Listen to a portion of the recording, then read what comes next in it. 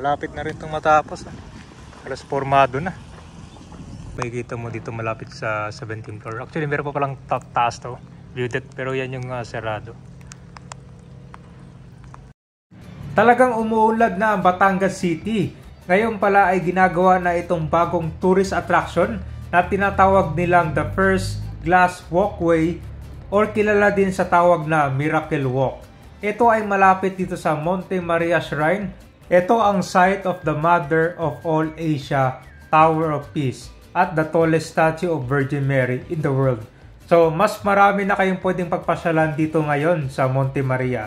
Bukod sa walking glass, meron din kayong abangan dito. Meron siyang water park, meron ditong mga hotel kung so pwede na kayo mag-book, pwede mag-overnight dito. Meron din mga ibang establishment dito. At higit sa lahat, meron din car cable. Simula dito sa Monte Maria Shrine, makakarating ka dun sa water park nang nakasakay lang ng cable car. Dito naman sa may Batangas Bay, magkakaroon ng swimming pool dito malapit sa dagat. Oh, grabe. Tapos meron pang napakataas na slide simula dito sa taas. Kaya kabang-abang ang development ngayon dito malapit sa Monte Maria. So tara na!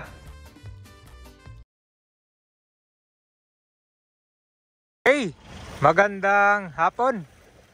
Nandito tayo ngayon sa Batangas City. At nakikita nyo ba yan, kabayan, no? Yan yung pupuntahan natin ngayon. Yung Monte Maria Shrine, the Mother of all Asia, tsaka itong ginagawang Miracle Walk. Yan yung magiging panibagong tourist attraction dito sa Batangas City. So simula dito, magta-travel tayo mahigit 15 minutes pa bago makarating dyan. So ito po yung Batangas Bay ngayon. Okay, nandito na tayo sa Batangas, Tabangao, Lobo Road. At makikita mo na dito yung the Mother of all Asia. Ang laki nitong rebulto na to ni Mama Mary, oh. So kung dati itong pinupuntahan nyo na the Mother of all Asia lang, ngayon meron ng dinagdagan sila dyan na panibagong pasyalan. So yun yung pupuntahan natin ngayon. So ito na yung entrance, Barangay Pagtilatan. Ayun, meron na palang tarpaulin dito. Tinangan natin, ito pala yung magiging itsura ng kanya. Saglit lang, pagkita natin ito magiging itsura nito pag natapos yung development. Ito yung water park pala, sir, no? Tapos merong swimming pool. Ganda pala, oh. Ang taas ng rides, kababagan dito. Grabe, world class ng water park. So yan na yung Monte Maria Shrine. Tapos ito yung glass walk or miracle walk na tinatawag nila. Ginagawa pa lang, sir, no? Oh, ang ganda pala ng plano, sir, no? Saka meron din pala dito, oh. May mga sir, hotel. Meron pala mga hotel din dito, oh. Sakong-sakto pala. Alright, paakit na tayo dito. So, malaking developments pala ang gagawin dito. Nakita nyo yung tarpaulin doon, grabe. Ang ganda nung swimming pool or yung water park na mala world class. Ganda ng view. Tapos habang nag-slide ka, makikita mo yung view ng kanya, no? Batangas Bay. Malaki yung pinagbago, no? Yung huling punta ko dito, pinicture ko lang yung Monte Maria Shrine. Ito yung malala ko, meron pa tong parang kapihan to, eh. Meron nga dito.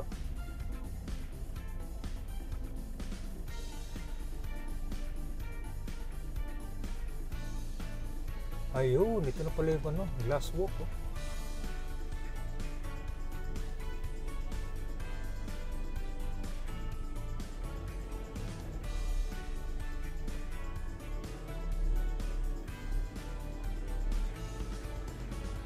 Ayan, no?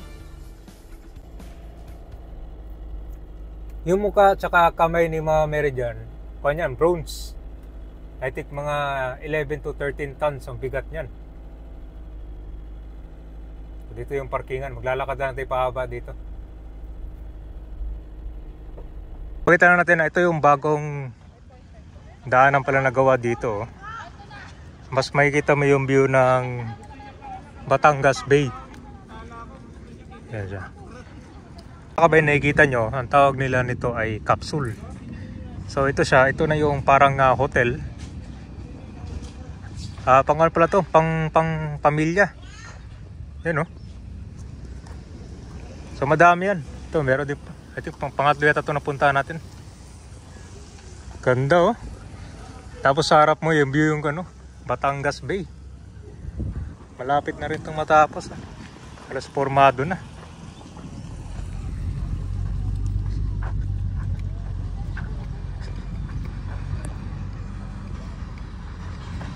Dito alas marami oh.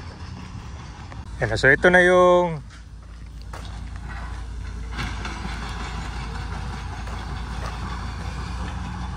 yung tinatawag nilang glass walk. Ito siya, meron na sa ibang bansa to, I think dun sa China. Pero dito sa Philippines meron na rin. At ang tawag nila dito Miracle Walk. Dahil nandito lang din sa tabi itong Monte Maria Shrine eh. So marami pa kayong developments ang abangan pala dito.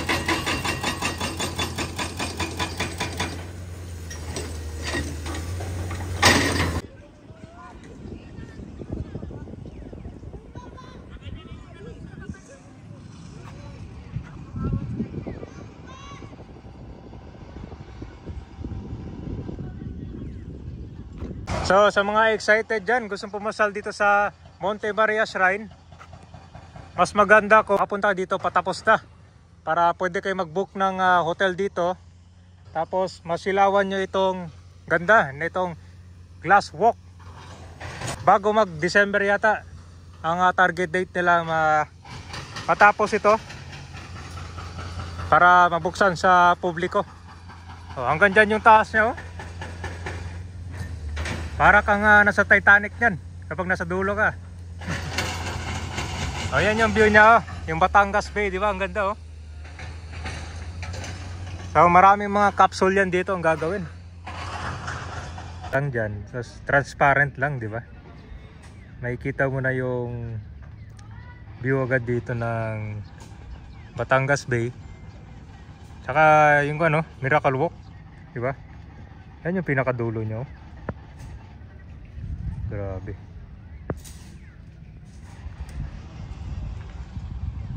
So ito yung pinakaabangan nyo. Ito din pala kasabay yun.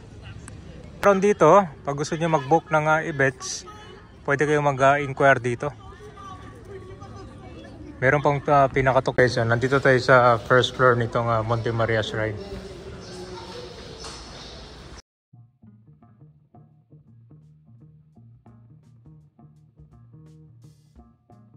Sa kabila naman, ito yung pinaka-canteen nila, tapos pwede bumili dito ng mga souvenir. Ito, maraming klase. Meron din mga dito, mga t-shirts.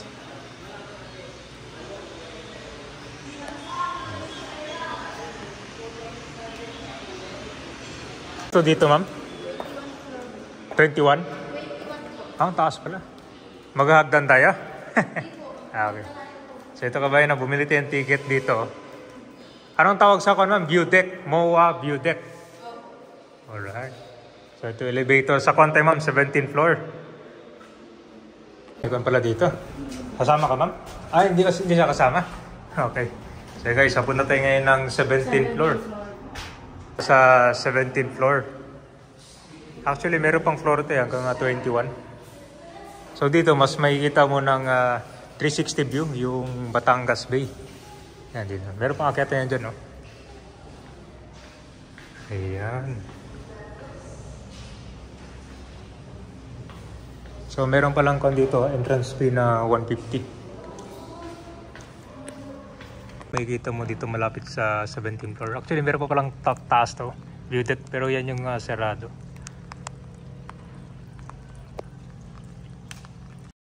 Malaking developments pang abangan natin dito. Ito pala yung nagsisimula itong glass walk, tapos meron na mga capsule dyan. So hopefully mga ilang years from now, so talagang grabe yung developments dito sa Monte Maria Shrine, di ba?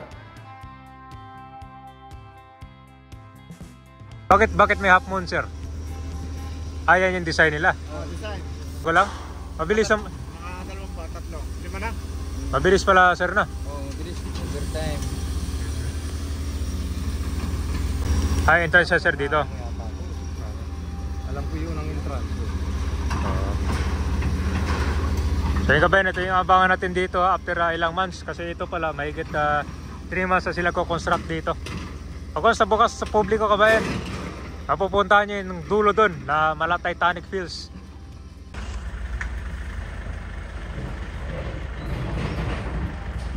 Okay, so kuha natin isa-isa. Ito yung Monte Maria Shrine. Tapos ito yung mga capsule. Tapos meron din palang cable car dito. Simula dito, pwede kayo sumakay ng cable car papunta dun sa dulo, papunta sa water park.